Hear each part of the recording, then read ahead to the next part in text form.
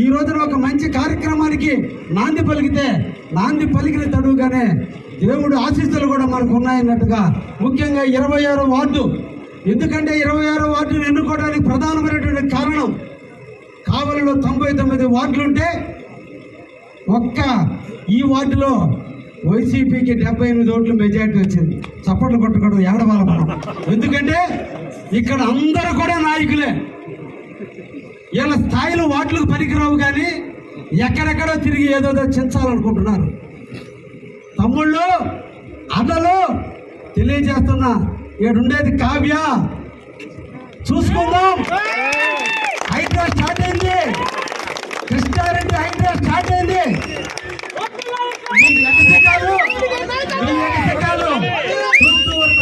వర్షం కూడా స్టార్ట్ అయింది. దేవుడు ఆశీస్సులు కల్మషం లేని కావ్య కృష్ణారెడ్డి ఎప్పుడు కూడా కష్టాన్ని నమ్ముకున్నాడు. కార్యకర్తలకు నిరంతరం అండగా ఉండేవాడు. నిరంతరం కార్యకర్తలకి సేవ చేసేటువంటి నాయకుడు కావ్య కృష్ణారెడ్డి ఉన్నాడు. కానీ ఎగసికాలు పనికిరావు, ఈ వర్గాలు పనికిరావు. కులాలు లేదు, మతాలు లేదు, వర్గాలు లేదు. కావలిలో ఉండేది ఒకే ఒక తెలుగుదేశం, అది చంద్రబాబు తెలుగుదేశమే. ఈ కథలు ఇక్కడ జరగవు. ఈ కావలి గడ్డ తెలుగుదేశం అడ్డ. ఈ అడ్డలో ఎగసికాలు పడితే అడ్డంగా నరకటాన్ని కూడా అందుకే రాబోయే ఎన్నికల్లో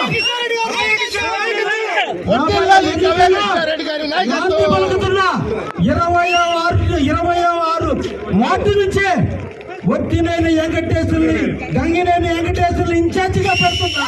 ఇక్కడ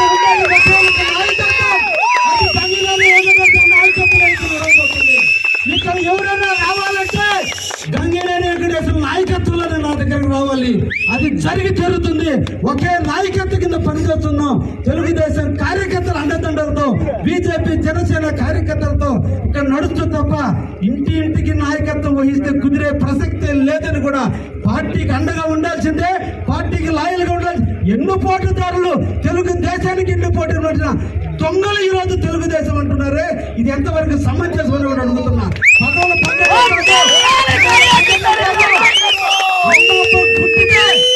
నిజాయితీ ఉంటే ఈ వార్డు ఎందుకు ఓడిపోయారో ఒక్కసారి ఆత్మ పరిశీలన చేసుకోవాలి. ఈ నాయకుల్ని ఇప్పటిదాకా కేవలం ఇష్టపడి ఒక యాంగిలే చూశారు, రాబోయే యాంగిల్ ఇంకొక రకంగా చూస్తారని కూడా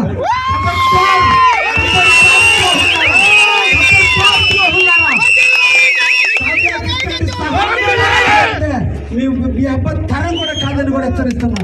థ్యాంక్ యూ.